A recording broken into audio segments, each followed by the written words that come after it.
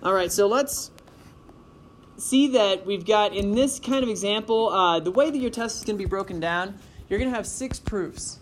And, I mean, this could change, but the plan right now is that you're going to have 6 proofs. 2 of them are going to be partially filled in, like this one. You can see we already have some information in there. 2 of them are going to be blank, like the one to the right. And then 2 of them are going to be like at the bottom right of this page, where the answers are already provided. You just need to put them in the right order. Okay, so use that information to your advantage.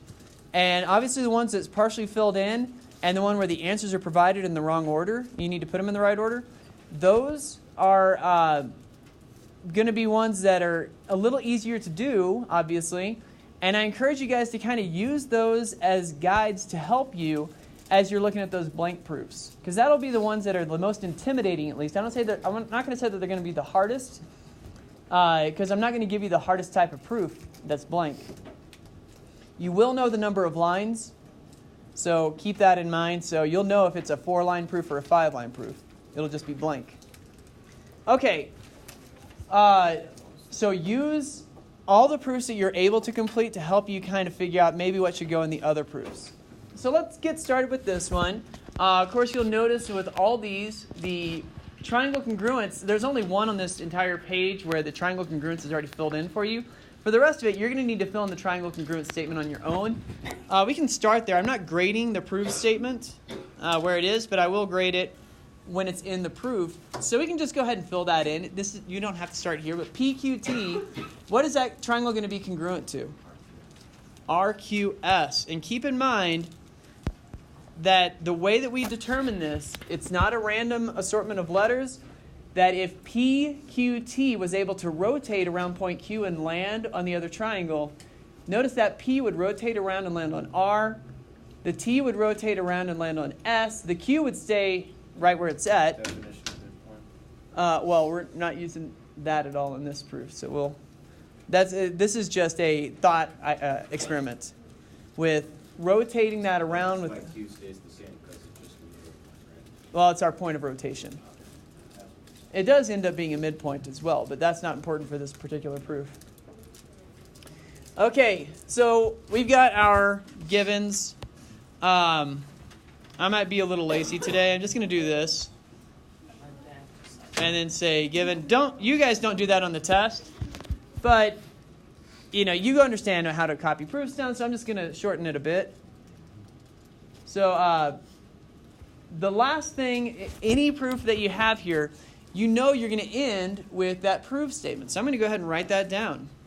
Triangle PQT is congruent to triangle RQS. I know I'm ending there. I can't say which of my 4 congruence theorems I'm using, so I'll leave that part not circled yet. So when it's partially filled in, we have these really helpful hints. It tells us which angles are congruent. So the first thing I'd want to do, actually before we do that, let me go ahead and mark this TQ and SQ that was already in the givens. So TQ and SQ. So I want to mark the diagram because it's going to help when we get to the triangle congruence statement. The next one, P and R are congruent, those angles. Pay attention to the notation. I can't tell you how many times people get confused whenever they're just like, well, I'll just write this as angle AB. It's like, no, you have to label it correctly. If it's a segment, it's segment AB. You have to write that line above it. If it's an angle, write the angle and write it with 3 points. Okay, so angle P and angle R are congruent. So I'm going to go ahead and mark those. So it's already given to me that that's the case, but it's not a given. Anyways, what is it that establishes that P and R are congruent? Alternate interior angles. Perfect. Alternate interior angles. And just as a helpful hint, if you have parallel lines and then you have 2 angles that are congruent, your guess should probably be alternate interior angles. Okay? So when you're looking at this, if you can't think of anything else, just think, well, they're probably alternate interior since They don't look corresponding. They don't look like anything else. They're definitely not vertical angles. So those are alternate interior.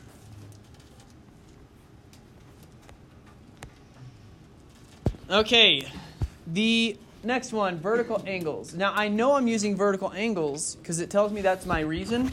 So I need to go and I need to identify those in the diagram. Luckily, we've seen enough vertical angles. We know that vertical angles are going to be found right in the middle where this intersection is.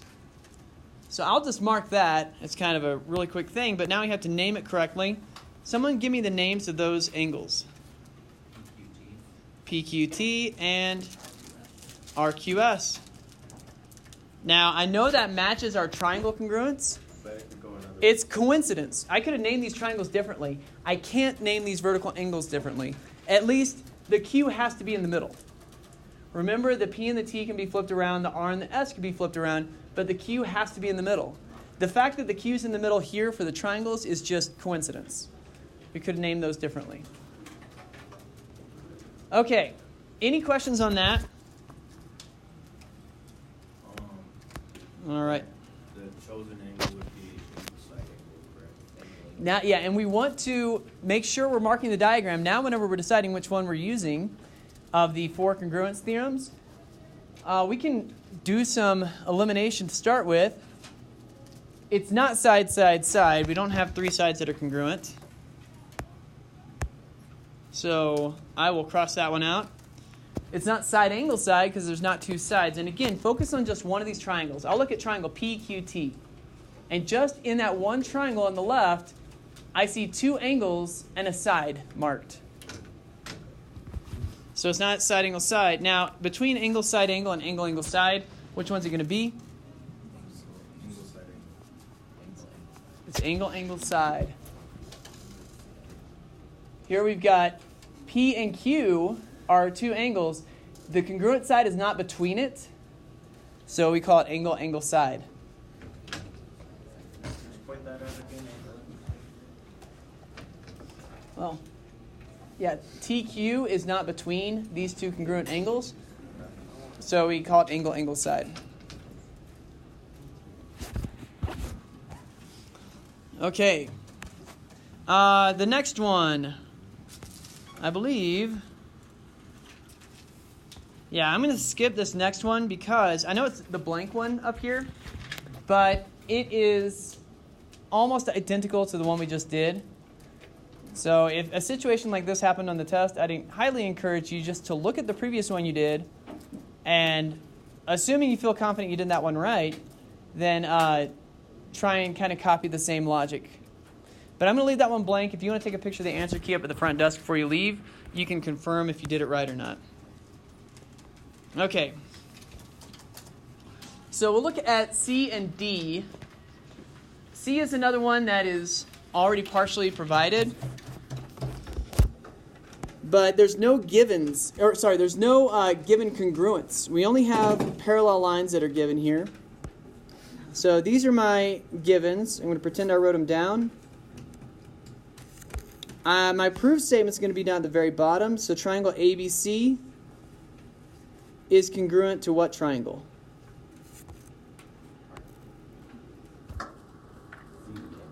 Okay, we are looking at ABC being congruent to CDA. If that does not make sense, imagine you can rotate triangle ABC around and it lands.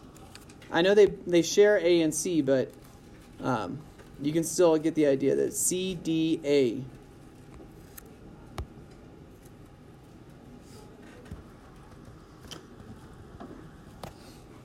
Okay, we've got some alternate interior angles in line 2. Now, if you look at the diagram, how many sets of alternate interior angles do we have? 2. We have 2 sets of alternate interior angles. So if I'm looking at kind of the Z pattern, I'm going to use my eraser up here to kind of get rid of this line. You can see that alternate interior angle when we erase the lines. And you have to kind of mentally do that. But if I can erase those lines, that shows me that 2 and 4 are congruent. Now, that's already given. I already know that in line 3. So I don't want to write that twice. If I wrote angle 2 is congruent to angle 4, that's just redundant. So what other alternate interior angles do we have? Angle 1 and angle 3. So there we are. I'm going to write that. Angle 1 is congruent to angle 3. Oops. No. That's right. Okay. So those are my alternate interior angles. Now angles 2 and 4 are congruent for what reason? Those are alternate interior also. You can use the same justification twice, and if you have been paying attention to proofs as we've been going through them, you'll notice there's only so many types of proof that we have. There's only so many ways of setting up two triangles. So chances are that the triangles that you see on your test tomorrow are going to match one of the ones on the worksheet. It's not going to be a completely original problem. It's just going to be one you've seen. So if you can go through and understand all the ones we've done, nothing new will be on the test. Maybe the letters will be changed. Maybe the diagram will be slightly shifted a little bit somehow. But it's more or less all the same. Okay, we get to the line 4. So there's a little hint right there. You won't have a hint like this on the test, but it says, which side is congruent for both triangles? So which side is congruent for both triangles? AC. And what is the property for that? Reflexive property. Perfect. Reflexive property. I'll go ahead and mark that. Reflexive property. And AC is congruent to CA. You can't have AC twice? You can. AC is congruent to CA is slightly better, but it does not matter as far as grading. Just say AC is congruent to AC. I don't really stress on that part about the better way to write it. Okay, so now we've got our 3 congruent elements. This is why we've been using highlighters. As soon as we've got 3 color-coded elements that are congruent, then we're ready to prove triangle congruence. We always have to prove triangle congruence in one of these proofs. That's why we call them triangle congruence proofs. So now that we've got the 2 triangles are congruent, what is our justification for that? This is going to be angle side angle. And we talked about this before, but just as a reminder, if you get down to the bottom and you feel like you've done everything right and you're trying to figure out which congruence theorem, guess angle side or angle side angle. It's most likely going to be one of those two. Don't ever guess side side side. No, if you know it's side side side, and it is possible I give you a proof like that, but if you know it's side side side, use it. But besides that, guess something like angle side angle. Okay, proof D right here. What's nice about these, and someone in first hour was saying that these are his favorite type because, yeah, the answers are already there. It's kind of nice to be able to see everything that's supposed to be in the proof, even if it's not in the right order. But with a proof like this, we can get a lot done really quickly because we know that our givens go on line 1. So these are my givens, and there's where it says given. I also know that my proof statement goes at the very bottom, and this one's actually already provided. So triangle EDG is congruent to triangle BCA. And I know it has to be that one because I'm always ending with a triangle is congruent to a triangle. Well, not always. On the back side, we'll see that's different. But in this one, I am. I can see the proof statement above. So here's the nice thing. We've got 2 statements and 2 justifications that have to match up. And the order that we do this doesn't matter in that I could have the lines 2 and 3 flipped as long as the justification matches what the statement is. So I'll just take my 2 statements here. So angle CAB is congruent to angle DGE. And angle E is congruent to angle B. I don't know the justification just yet. I haven't looked at that. But I know that these are going to go in the proof like so. So the only thing I need to figure out is which one matches to which. And before I do that, I want to kind of keep track of my givens. And what I can see here is that segment EG is congruent to segment BA. So I'm just marking that real quick. And I'm going to mark these other congruent angles as well. Is this making sense? Am I going too fast? Okay. So angle CAB and angle DGE, I'm going to mark those.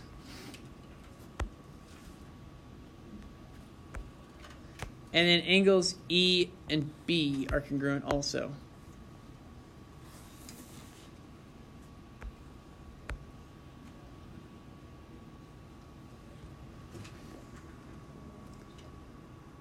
So we still haven't answered the question, which one's the alternate interior and which one's the alternate exterior.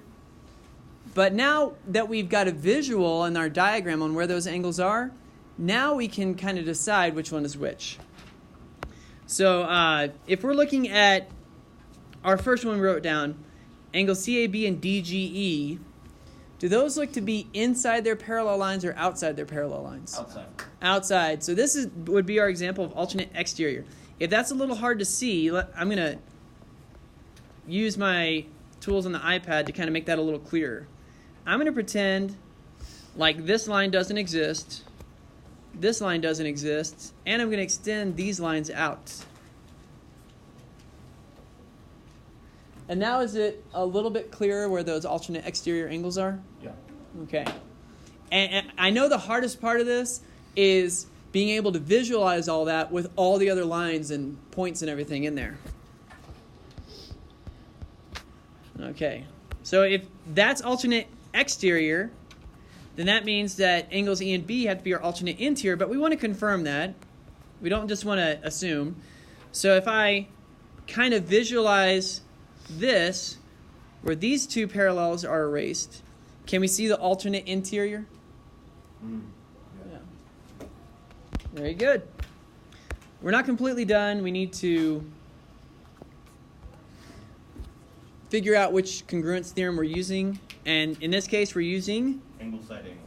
angle side angle. Any questions on why it's angle side angle? Is it because there's the angle right there and then there's the middle, then the angle G right there? Yeah. So the side that's congruent is right between those two angles. And one thing I've been forgetting to... No, I did it with the last one. I might have forgotten before, I'm not sure.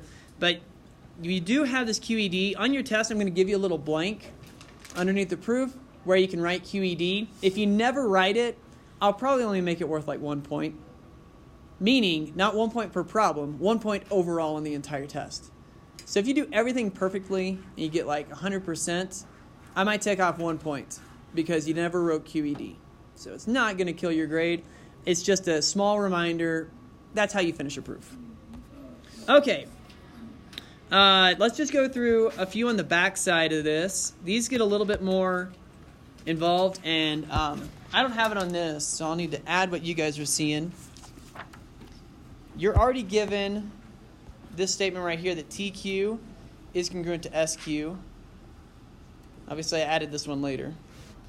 And then line 3, I told you was AIA. All right, so everyone's looking at that. And, well, let's just get started. It's fill in the blank. We've already got some of this done. I pretty much always leave line 1 open because those are supposed to be the easy points. I also always leave line 5 open because that's, or not line 5, but the very last line. I always leave that open because that's supposed to be easy points as well. So I write down all my givens. I write given, you get 2 quick, easy points. It's not going to pass the test for you, but if you can do nothing else, you're not going to get a 0. Okay, and my last line, RQ is congruent to PQ.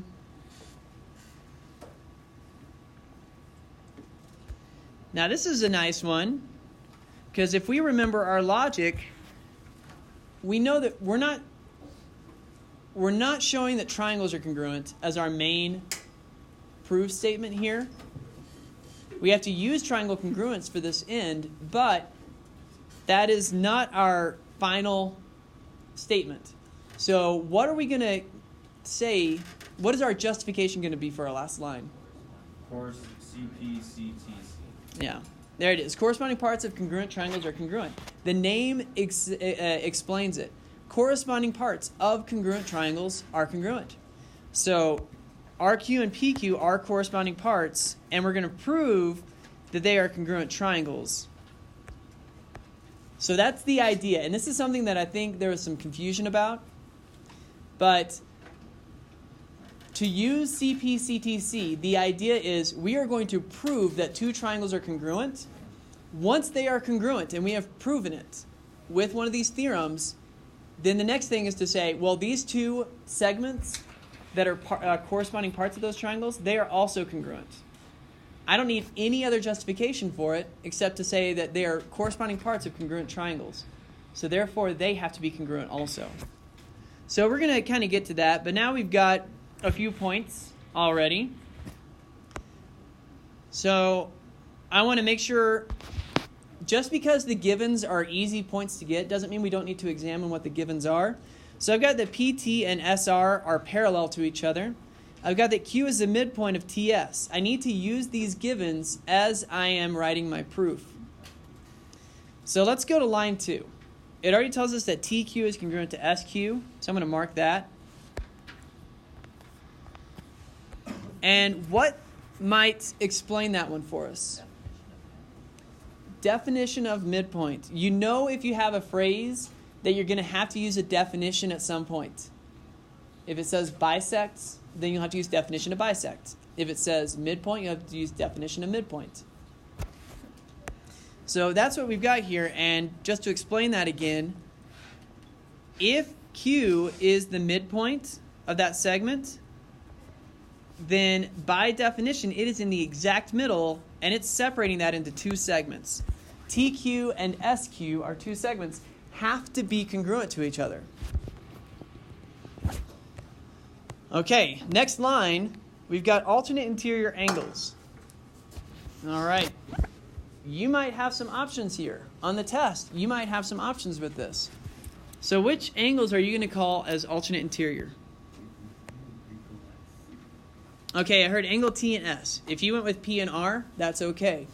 That does not, it does change the proof a little bit, but if I give you something like this on the test, I'll understand that there's two different ways of writing the proof, and I'll make sure that yours works. Okay, so I'm going to go with T and S because that's what I heard. If you've already done this and you used P and R, then just keep it as is. So angle T is congruent to angle S.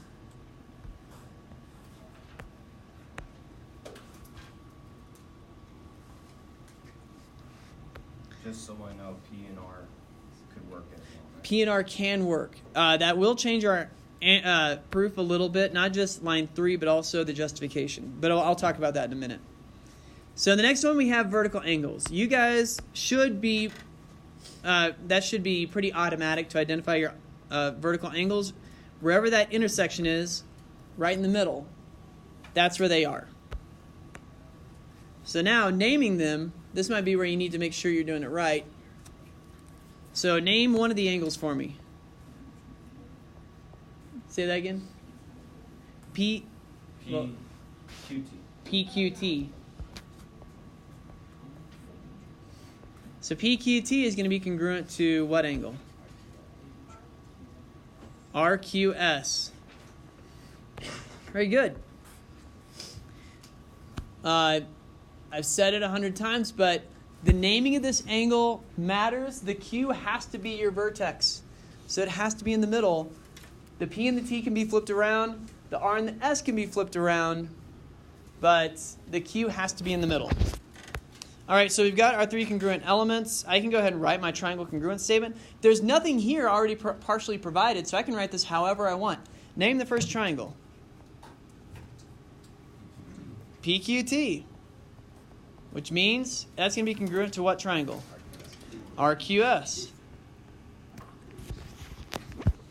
Again, you're trying to imagine, if I could rotate that triangle around, where is point P going to land? It's not always a rotation. Sometimes it's a reflection over a line. But if I could get them to match onto each other, which point's going to land on what? Yeah. Okay, so do lines 4 and 5 have to be the exact same? No, that's what I'm saying is I asked you guys to randomly name this triangle, and someone shouted out PQT.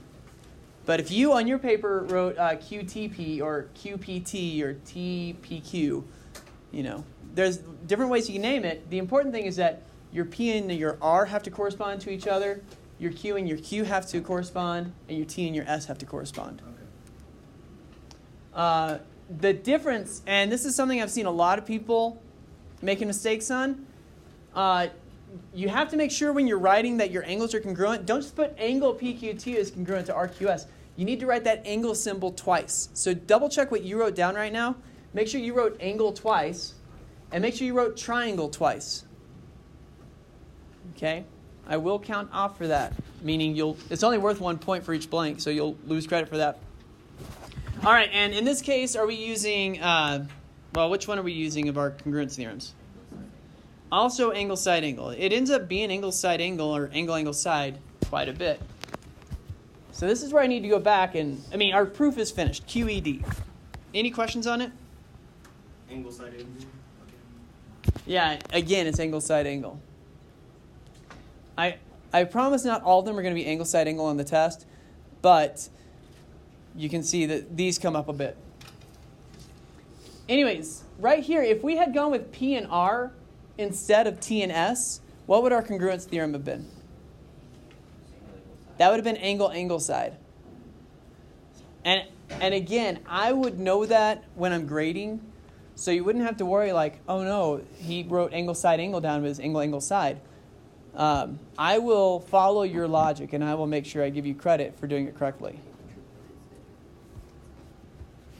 Okay. The next one, yeah, we should do this one. This is one, a lot of confusion on this problem right here. So we've got our givens, we've got our prove, and we can show that angle C and D are congruent because of what? CP, CTC. Yeah, so for a problem like this, you can finish that with CP, CTC. Line 2 is a tricky one. Before we get to that point, I'm going to go ahead and mark what we know. I know that AB is congruent to AE. I know that angle 1 is congruent to angle 2.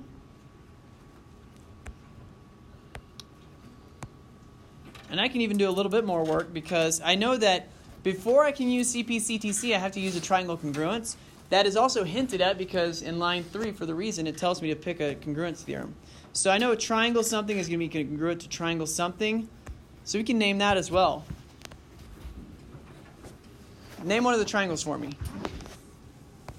ACE. So we'll go ACE, which means the other one has to be? ADB. ADB. Adapt. Yeah. If you like to find words in the name of your triangle and you want to call one of them triangle bad or triangle dab, I don't mind. Just make sure your points correspond. That's the only thing I'm concerned about.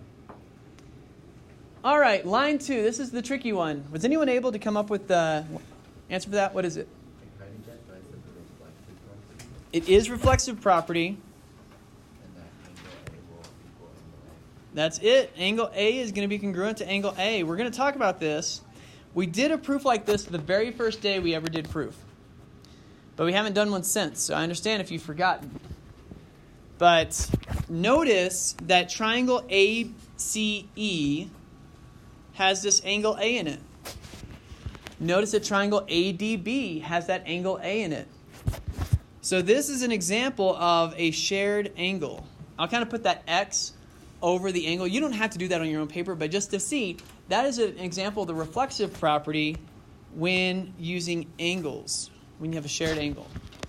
So now you've seen it twice. Hopefully that if you see it on the test, your mind can recall this. All right, let me write QED. Are there questions on this one? So I think this is kind of evidence that just because a proof is short doesn't mean it's easy. Just because it's long doesn't necessarily make it hard. So let's look at the very last one. Well, you didn't say what chosen one it is. Oh my, thanks for reminding me of that. I just skipped right over that. And I think I've seen this mistake on the test before as well. So I just made that mistake. I didn't mean to give you an example of that, but I'm glad I did. Don't skip over circling which one is correct. So anyways, which one is this one going to be? Angle side angle. Man, we keep getting angle side angle. I'm going to make sure on this test they're not angle side angle just because that's going to make it too easy for you guys. Okay, the last one. We have all of our statements already provided, all of our givens provided, except the one right here. We need to figure out which one of the congruence theorems it is. So this is going to make our life pretty easy. My givens, even if I didn't have this provided down below, I would know what goes here. I'm going to fill in the really easy stuff. So I've already used this one, and my given, I already know I'm going to end with BA is congruent to CD. If I can write it.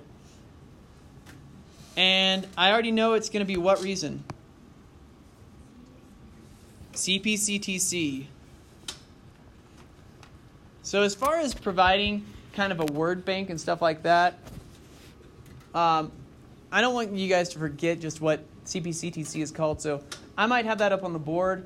But notice it's going to be in, probably printed on the page somewhere so that can remind you of it. All right. We also know what's going to go on line 4 for my statement. A triangle. The triangle one. Triangle DBA is congruent to what triangle? S. Add it with an AC. Okay, so it's going to be ACD. Try to make that one. S.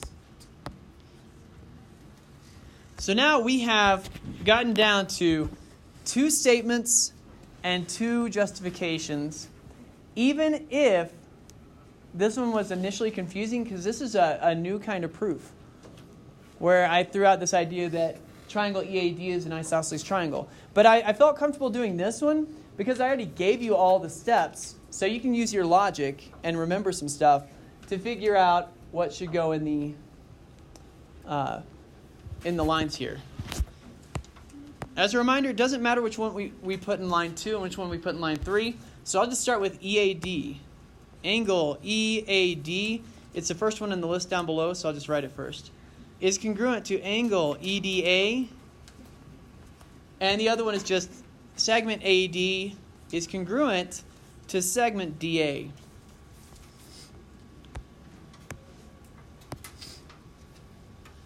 Okay, so before we go and fill in the right side here, I'm going to go ahead and mark on my diagram what I know. So BD is congruent to CA.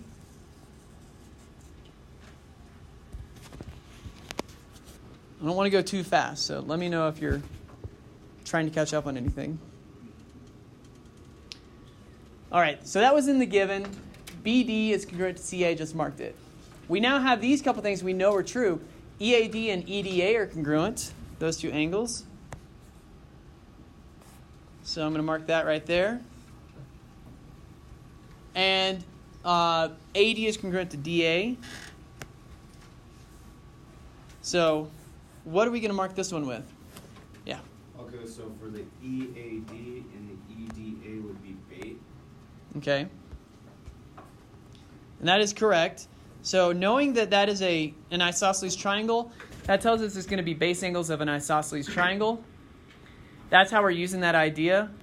Again, logically, I hope you guys can remember all that stuff well enough where it's like, okay, that's obvious enough for me. All right. Were you going to add something, Logan? I'm just confused why we put the angle mark instead of the triangle mark. For... EAD.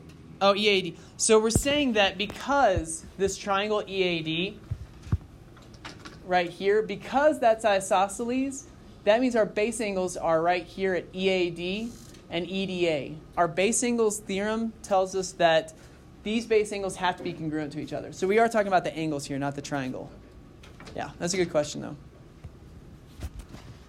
So we know that this one has to be reflexive property. So in my diagram, I want to mark this one with an X right here. And you knew that already before that, because we're saying something is congruent to itself. That's always reflexive property.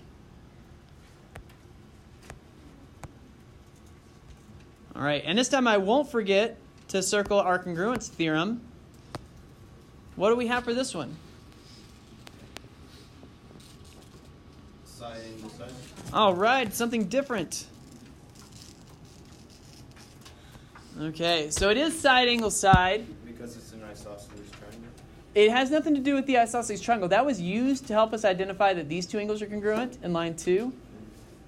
But now that that's isosceles, it doesn't matter to us. All right. All right, my QED right here.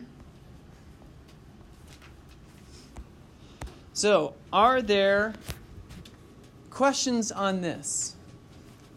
I should clarify, just because we went through 6 proofs today does not mean that you are going to know everything. So don't, and I know most of you aren't thinking that way, but I know there's always someone who's like, well, I sat through the review, so I'm ready to go for tomorrow. You still need to go through this tonight and make sure you're looking at it again, and maybe a few times, maybe many times, maybe look through all the videos like I was saying. So make sure you're getting yourself prepared. The test will be tomorrow. No surprise, it's going to be next Monday. It will be tomorrow, definitely. So just make sure you are preparing yourself. If you came to class today and feeling underprepared, don't come to class tomorrow feeling that way.